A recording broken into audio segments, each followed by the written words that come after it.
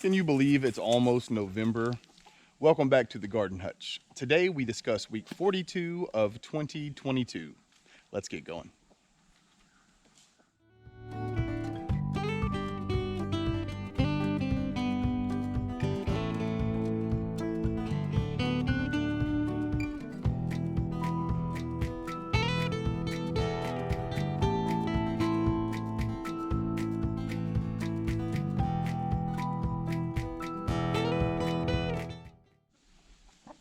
Well, week 42 was definitely interesting. We had the year's first freeze. So what we're going to do today is we're going to sort of just take a loop around the gardens and find out how the freeze treated everything. But before we begin, I just want to say, if you could do us a solid, hit the subscribe button. It really helps us meet our goals. Go ahead and hit the thumbs up button. Helps us get recommended to more folks. That's about it. So with that being said, let's go take a look. So one thing that I did want to show this week that happened in the old garden, we dumped a bucket of potatoes. There was hardly anything in it. I weighed it out. There was only like 3 pounds of potatoes in there. And again, that's better than nothing. You know, we were able to eat them or whatever, but I was anticipating getting, you know, closer to 10 to 12. Once I looked into the actual bucket itself, what happened was it dried out, and it was like really dry on the inside, even after the 2 to 3 inches and watering it every 3 to 4 days. So I got a little bit to learn. Rookie.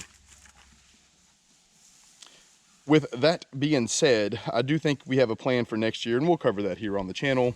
We weren't able to get more of the dirt put in here. After I saw the potatoes, I decided I'm going to go ahead and just soak all of these garden beds before I do anything else, just to make sure before I cover them that they have a nice base that is wet before I cover it up, and that way we can avoid having everything sort of dry out next year. This last year kind of taught me a lot, right? It was so hot and dry or whatever. I want to be a little bit over prepared for the upcoming year. So we'll just take a quick run through the top garden now. Anybody who didn't see the freeze video, I'll link it here so you have an idea of the before and after of what this garden looked like. But it looks like the carrots have started really taking off since the freeze. They enjoy this weather more. Obviously the turnip greens are really enjoying it. We're past the part now of where we can eat the turnip greens in salads. So this upcoming week, what we'll do is we'll start, you know, cooking them with neck bones or ham bones or whatever, and eating them hot. So our baby carrots, they also have done really well. In fact, we have had more starting to come up since the freeze. So again, carrots love it.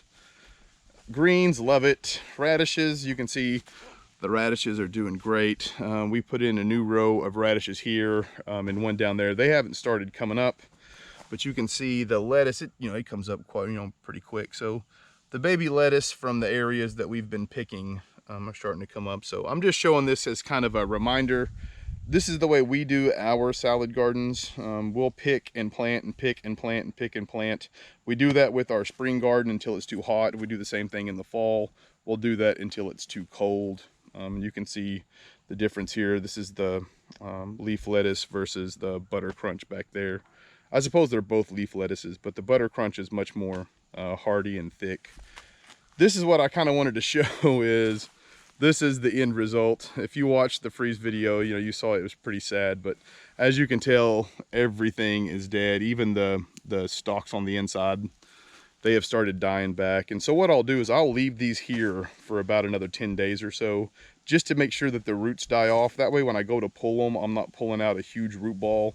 It makes a lot of difference on the amount of compost you keep. Also, those smaller roots that stay in the ground, they'll break down into organic material for your microbes to use. So it's actually better for your soil overall to do it that way. And then our beets, I'm kind of excited. You can see where we reseeded after everything kind of got burned up. The ones that made it are doing great. The ones we plugged in, they're coming along nicely. So this next week, we're going to be eating a lot of beet greens with our salad. So that's really exciting. And then the aromas, that just makes me sad, Panda. So we'll run through the Pallet Garden next real fast. The good thing about this freeze was, as I've said numerous times, the Pallet Garden will be where we put in our early spring garden. So this area is going to be replanted in like 4 months. So it's really important that we get it situated, fertilized, new organic matter, topsoil, all of that stuff added, and let it start resting. So these plants, again, the roots on these will die off in the next 10 days or so. Afterwards, we'll start moving in some of that topsoil that we had brought in. And then I'll probably put in, 2-3 inches of compost directly on top of that and let it settle for the winter time. So I just wanted to give you kind of an up close. The cayennes are sad. Again, the chard over there, it looks really good. We will definitely cook it and eat it. Our cherry tomatoes, it is what it is. They are done for the year, and that's fine.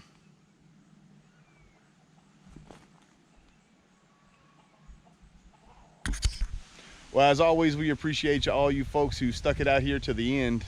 In the comments below, do me a favor and let me know how your garden is looking right now. Until next time, I hope you all take care of yourselves. Peace.